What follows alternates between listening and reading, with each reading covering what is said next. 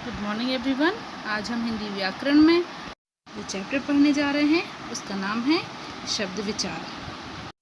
हमने वर्ण विचार में जाना था कि जब हम वर्ण को मौखिक रूप देते हैं तो वो ध्वनि होता है, और जब ध्वनि को लिखित रूप प्रदान करते हैं तो वर्ण होता है, और वर्णों को जोड़कर जो नया सार्थक वर्ण बनता है उसे हम शब्द कहते हैं। हम शब्द की परिभाषा देखते हैं। वर्णों के मेल से जब एक सार्थक वर्ण समूह बनता है। वर्ण समूह क्यों कहा जा रहा है? क्योंकि बहुत सारे वर्णों को एक साथ देखा जाएगा, इसलिए वर्ण समूह। तो जो वर्ण समूह बनता है उसे हम शब्द कहते हैं। तो ये हुई शब्द की परिभाषा। अब यहाँ एक शब्द और आता है पद, अर्थात जब शब्द स्वतंत्र होता है, अर्थात एक ही शब्द होता है। जैसे मैं कोई भी शब्द बोलूँ, मछली, तितली, तो एक बोल रही हूँ तो वो शब्द है। जब मैं इसे समूह में बोलूँगी, अर्थात मैं बोल दूँ मछली जल की रानी है, तो ये पूरा एक समूह हो गया शब्दों का। वो शब्द स्वतंत्र नहीं हुआ, अब वो वहाँ व्याकरण के नियमों में बंध गया। तब वही शब्द को हम क्या कहेंगे? समूह में पद कहेंगे। अर्थात जब शब्द समूह में होता है तो पद कहलाता है। परिभाषा के बाद अब हम शब्दों के वर्गीकरण को देखते हैं कि किस प्रकार शब्दों को विभाजित किया गया है। अब दिए गए चित्र में देख रहे हैं कि शब्द को 4 भागों से बांटा गया है: स्रोत के आधार पर, रचना के आधार पर, अर्थ के आधार पर और प्रयोग के आधार पर। स्रोत को हम उत्पत्ति भी कहते हैं, अर्थात उत्पत्ति के आधार पर भी कह सकते हैं। ठीक उस प्रकार जिस प्रकार रचना को हम उत्पत्ति या बनावट के आधार पर कहते हैं। तो ये हुए शब्द के 4 वर्ग। यहाँ एक पूरी चित्र के द्वारा या डायग्राम के द्वारा आपको दिखाया जा रहा है कि वर्गीकरण के आधार पर हर एक वर्गीकरण के अंदर कितने उपभेद आए हैं। अब हम पहला वर्ग देखते हैं, उत्पत्ति, या जिसे हमने स्रोत के आधार पर कहा था। ये 5 प्रकार के हैं। किसी किसी की पुस्तक में 3 प्रकार के दिए होते हैं, किसी पुस्तक में 2 प्रकार के, किसी में 4 प्रकार के। अब हम जो यहाँ पढ़ रहे हैं वो 5 प्रकार के पढ़ रहे हैं। ये ज़रूरी नहीं है कि सभी पुस्तकों में बराबर प्रकार दिए हों, तो इसमें परेशान होने की आवश्यकता नहीं है। उत्पत्ति मतलब शब्द कैसे हिंदी भाषा में आए, उनके स्रोत कौन से थे आने के, इसके बारे में हम जानेंगे। पहला उत्पत्ति का प्रकार है तत्सम शब्द। देखते हैं तत्सम शब्द की परिभाषा। तत्सम शब्द संस्कृत भाषा के 2 शब्दों से मिलकर बना है, तत् और सम, अर्थात ज्यों का त्यों। जिन शब्दों को संस्कृत भाषा से बिना किसी परिवर्तन के साथ हिंदी भाषा में ले लिया जाता है उन्हें हम तत्सम शब्द कहते हैं। इसलिए उन्हें ज्यों के त्यों भी कहते हैं, अर्थात जैसे थे वैसे ही हिंदी में आ गए। तो जो शब्द संस्कृत भाषा से हिंदी भाषा में जैसे कि तैसे, अर्थात बिना परिवर्तन के आ जाते हैं, तत्सम शब्द कहलाते हैं। जैसे नासिका, मुख, सूर्य, चंद्रमा, ये सब तत्सम शब्द के उदाहरण हैं। दूसरा प्रकार देखते हैं, तद्भव शब्द। तद्भव शब्द की परिभाषा देखें। तद्भव, जिस प्रकार तत्सम 2 शब्दों से मिलकर बना था, उसी प्रकार तद्भव भी 2 शब्दों से मिलकर बना है। तत् और भव, अर्थात उससे उत्पन्न या उससे पैदा हुआ। अतः कहा जा सकता है कि संस्कृत भाषा के वे शब्द जो कि परिवर्तन के साथ हिंदी में आते हैं या हिंदी शब्दावली में आते हैं उन्हें तद्भव शब्द कहते हैं। शब्द बिना परिवर्तन के साथ हिंदी में आते हैं संस्कृत भाषा से, जबकि तद्भव शब्द परिवर्तित होकर हिंदी भाषा में आते हैं संस्कृत भाषा से। उदाहरण देखें तद्भव शब्द के, जैसे आकाज, कचौड़ी, काजल, चमड़ा इत्यादि। तीसरा जो प्रकार है वो है देशज। वे शब्द जो स्थानीय भाषा के शब्द होते हैं और देश की विभिन्न बोलियों से लिए जाते हैं। स्थानीय भाषा को ही हम बोली कहते हैं, हमने भाषा वाले चैप्टर में पढ़ा था। तो अर्थात बोली से लिए जाते हैं, अर्थात तत्सम शब्द को छोड़कर वो देश की विभिन्न बोलियों से जो शब्द हिंदी भाषा में लिए जाते हैं वो देशज शब्द कहलाते हैं। या दूसरे शब्दों में वे शब्द जिनकी व्युत्पत्ति की जानकारी नहीं होती, बोलचाल के आधार पर स्वतः ही निर्मित हो जाते हैं, उन्हें देशज शब्द कहते हैं। सरल भाषा में अगर हम परिभाषा जानें तो वे शब्द जो हिंदी प्रदेशों की बोलचाल की भाषा से हिंदी भाषा में लिए गए हैं, उन्हें क्षेत्रीय शब्द या देशज शब्द कहते हैं। यहाँ कुछ देशज शब्द के उदाहरण दिए गए हैं, जैसे झाड़ू, खाट, धोती, लात, पगड़ी, लकड़ी, लोटा, झोपड़ी, डिब्बा, पेट, रोटी, थप्पड़ इत्यादि। ये सभी स्थानीय बोली से लिए गए शब्द हैं। हम आगे अगला प्रकार है विदेशी शब्द, उसके बारे में जानेंगे। विदेशी शब्द या विदेशज शब्द वे शब्द होते हैं जो विदेशी भाषाओं से अर्थात दूसरे देश की भाषाओं से हिंदी भाषा में प्रयोग किए जाते हैं या प्रचलन में आ जाते हैं। उन्हें हम विदेशी शब्द या विदेशज शब्द कहते हैं। विदेशी शब्द हिंदी भाषा में इस प्रकार घुल मिल गए हैं कि उनको पहचान पाना मुश्किल है। बहुत सी भाषाओं से हिंदी भाषा में शब्द आए हैं, जैसे अंग्रेजी, फारसी, अरबी, तुर्की, पुर्तगाली और भी अन्य भाषाओं से हिंदी भाषा में ये शब्द आ गए हैं। विदेशी या विदेशज के साथ साथ आगत शब्द भी कहते हैं, अर्थात आए हुए दूसरी भाषा से। यहाँ चित्र में कुछ विदेशी भाषाओं के उदाहरण दिए गए हैं, जैसे अंग्रेजी से स्कूल, अरबी से आराम, तुर्की से बेगम, पुर्तगाली से अलमारी और चीनी से चाय। आगे जो अगला प्रकार है वो है संकर शब्द। संकर शब्द वे शब्द होते हैं जो दो भाषाओं से मिलकर बनते हैं, अर्थात दो शब्द होंगे और एक शब्द किसी और भाषा का होगा और एक शब्द किसी और भाषा का होगा। अर्थात जो शब्द दो भाषाओं से मिलकर बनता है या भिन्न भिन्न भाषाओं से मिलकर बनता है उसे हम संकर शब्द कहते हैं। जैसे रेलगाड़ी, तो जो रेल है वो अंग्रेजी या इंग्लिश का शब्द है और जो गाड़ी है वो हिंदी का शब्द है। यहाँ संकर शब्द के और भी कुछ उदाहरण दिए गए हैं, जैसे घड़ी साज, वर्षगांठ, टिकट, घर, नीलाम, नुकसान, रेलगाड़ी इत्यादि। उत्पत्ति के आधार पर वर्गीकरण देखा। अब हम आगे रचना के आधार पर शब्दों का वर्गीकरण देखेंगे कि कितने प्रकार होते हैं रचना के आधार पर। रचना के आधार पर शब्दों को 3 उपभेदों में बांटा गया है, रूढ़ या मूल शब्द, यौगिक शब्द और योग रूढ़ शब्द। तो सबसे पहले हम जिसके बारे में जानेंगे वो है रूढ़ शब्द। रचना के बारे में अगर हम जानें तो उत्पत्ति में हमने ये देख लिया कि शब्द कैसे हिंदी भाषा में बने या आए। अब हम रचना में ये देखेंगे कि कैसे उनको स्ट्रक्चर मिला या आकार मिला। अब हम जानते हैं रूढ़ शब्द। जिन शब्दों के खंड किए जाने पर उनके खंडों का कोई अर्थ ना निकले, अर्थात जिनको खंडित नहीं किया जा सकता और अगर खंडित करें या उनको तोड़ें या उनको बीच से भागित करें तो उनके कोई भी अर्थ ना निकले, ऐसे शब्द रूढ़ शब्द या मूल शब्द कहलाते हैं। दूसरे शब्दों में जिन शब्दों के सार्थक खंड नहीं किए जा सकते, सार्थक मतलब अर्थ सहित खंड नहीं किए जा सकते, वे रूढ़ शब्द कहलाते हैं। और ये शब्द परंपरा के तरीके से किसी विशेष अर्थ के लिए प्रसिद्ध होते हैं। अतः अगर हम सरल शब्दों में परिभाषा जानें तो वे शब्द जिनके खंडों के अर्थ ना हों परंतु किसी विशेष अर्थ के लिए प्रसिद्ध हों, रूढ़ या मूल शब्द कहलाते हैं। उदाहरण जैसे कि कपड़ा, हाथ, पशु। दूसरा जो प्रकार है वो है यौगिक या यौगिक शब्द। तो यौगिक शब्द वे होते हैं जो 2 या 2 से अधिक शब्दों के योग से बनते हैं। योग मतलब जुड़ने से बनते हैं, इसलिए उन्हें यौगिक शब्द कहते हैं। और अगर उनके खंड किए जाएं या भाग किए जाएं तो दोनों खंडों के अर्थ निकलते हैं, अर्थात दोनों खंड सार्थक होते हैं। हम इसकी सिंपल सी परिभाषा दे देते हैं कि वे शब्द जो सार्थक खंडों के योग से बनते हैं यौगिक शब्द कहलाते हैं। जैसे कि पाठशाला, यहाँ हम पाठ और शाला दोनों को अलग करेंगे तो दोनों का सार्थक अर्थ है। महादेव, महा का अपना अर्थ है, देव का अपना अर्थ है।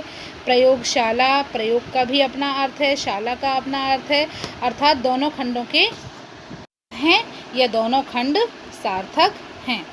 प्रकार है योग रूढ़। आप देखो पहला प्रकार रूढ़ था और दूसरा यौगिक, तो ये जो तीसरा प्रकार है वो दोनों से मिलकर बना है, यौगिक का योग और रूढ़। योग रूढ़ अर्थात जब किसी यौगिक शब्द से किसी रूढ़ अथवा विशेष अर्थ का बोध होता है अथवा जो शब्द यौगिक संज्ञा के समान लगे या यौगिक के समान लगे किंतु जिन शब्दों के मेल से वह बना हो उनके अर्थ का बोध न कराकर किसी विशेष अर्थ का बोध कराए, वहाँ योग रूढ़ शब्द होता है। कहने का मतलब है कि जब दो या दो से अधिक शब्दों के मेल से कोई नया सार्थक शब्द बनता है तो वहाँ योग रूढ़ शब्द होता है, परंतु वो जो शब्द बनता है वो किसी तीसरे अर्थ का बोध कराता है या किसी तीसरे अर्थ के लिए रूढ़ हो जाता है, वहाँ योग रूढ़ शब्द होता है। सरल शब्दों में परिभाषित कैसे करेंगे? जो शब्द यौगिक होते हुए भी विशेष अर्थ का बोध कराए उन्हें योग रूढ़ शब्द कहते हैं। आगे कुछ उदाहरण देखते हैं, जैसे कि दशानन, दश और आनन से मिलकर बना है, अर्थात दोनों खंड सार्थक है, परंतु जो अर्थ देगा वो रूढ़ हो जाएगा। किसके लिए? रावण के लिए। दशानन अर्थात रावण। फिर है नीलकंठ, तो नील का अपना अर्थ है कि नीला और कंठ का अपना अर्थ है कि गला, परंतु वो तीसरा अर्थ दे रहा है जिसके लिए वो रूढ़ है, वो है शिव या शंकर। पीताम्बर अर्थात पीत मतलब पीला, अंबर मतलब कपड़ा, तो जिसके पीले कपड़े होते हैं अर्थात विष्णु, ये भी तीसरे अर्थ के लिए रूढ़ हो रहा है। वैसे ही पंकज, पंकज भी दो शब्दों से मिलकर बना है, पंख और जा अर्थात कीचड़ में जन्म लेने वाला, कीचड़ में पैदा होता है उसे हम क्या कहते हैं? कमल, अर्थात कीचड़ में जन्म लेने वाला कमल। अब हम आगे अगला वर्गीकरण देखेंगे जो कि है अर्थ के आधार पर। आगे हमने रचना देखी थी, अब उस रचना को कैसे अर्थ दिया गया ये हम यहाँ देखेंगे। हर एक पाठ्य पुस्तक में अलग अलग इसके प्रकार दिए रहते हैं। आपको मैं 5 प्रकार पढ़ा रही हूँ: पर्यायवाची, विलोम, एकार्थक, अनेकार्थक और श्रुति समभिन्नार्थक शब्द। इन 5 के बारे में हम आगे जानेंगे। पर्यायवाची शब्द, पर्यायवाची शब्द वे शब्द कहलाते हैं जो समान अर्थ दें, उन्हें हम पर्यायवाची या समानार्थक शब्द कहते हैं। उदाहरण के लिए जैसे अग्नि, आग, अनल, पावक, दहन, कृशाणु, अपमान का अनादर, अवज्ञा, अवहेलना, अवमान और तिरस्कार। इसी प्रकार है अलंकार, अहंकार, अमृत। ये सारे उदाहरण आपको दिए गए हैं, आपकी पाठ्यपुस्तक में भी बहुत से उदाहरण दिए गए हैं।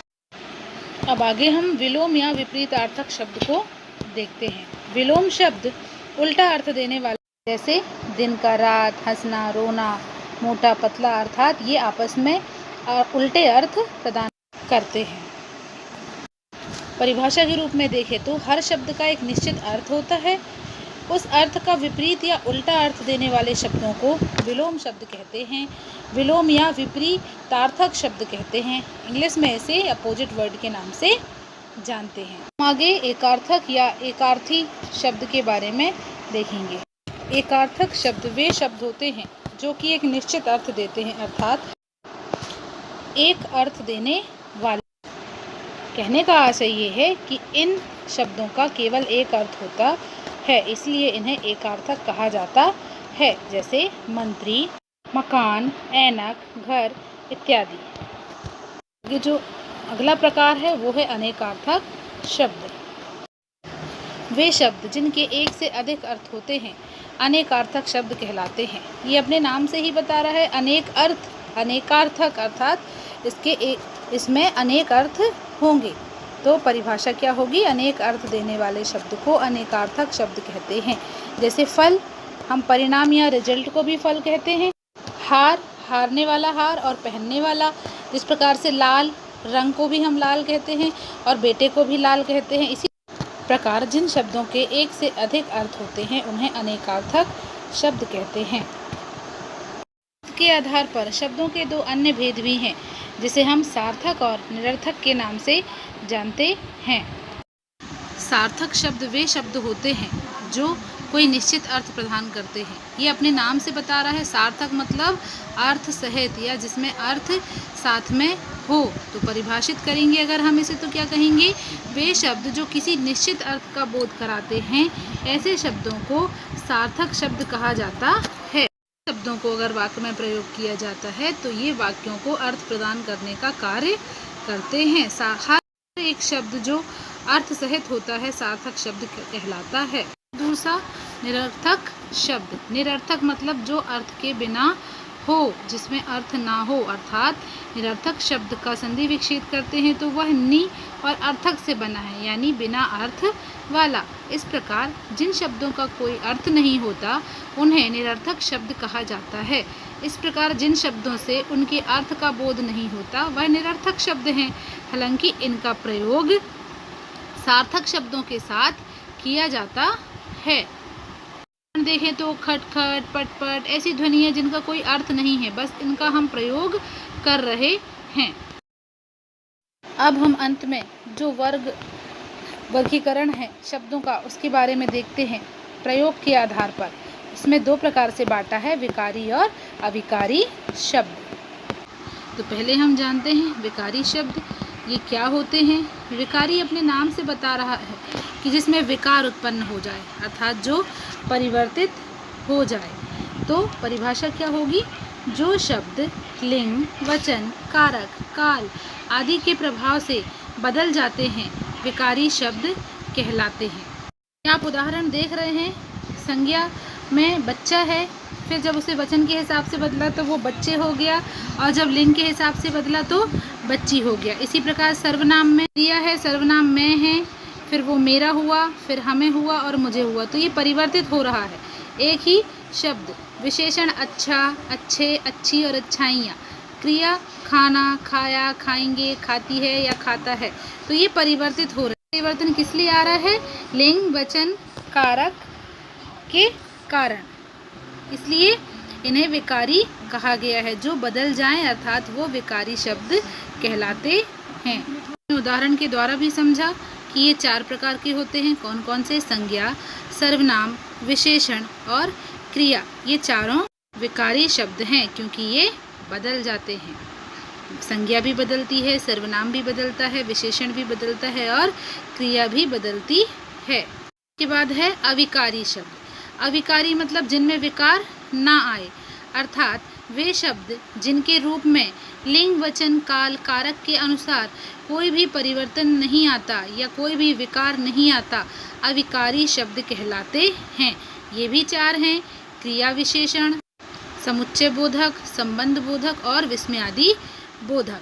तो हम आगे इन्हें उदाहरण के द्वारा समझते हैं कि ये कैसे अपरिवर्तनशील होते हैं या कैसे नहीं परिवर्तित होते। आप यहाँ देख रहे हैं क्रिया विशेषण के लिए उदाहरण दिया है, धीरे, अंदर, अचानक, सामने। ये जो शब्द हैं चाहे इनको स्त्रीलिंग के लिए यूज़ करो या पुल्लिंग के लिए, ये सेम ही रहेंगे। ये किसी भी वचन के लिए प्रयोग में लाओ, ये सेम ही रहेंगे। किसी भी कारक के लिए प्रयोग में लाओ, ये नहीं बदलते। कैसे, मान लो हम कहेंगे किसी लड़की को कि धीरे चलो, और लड़के को भी हम क्या कहेंगे, धीरे चलो, तो ये नहीं बदल रहा है, अर्थात ये अविकारी है।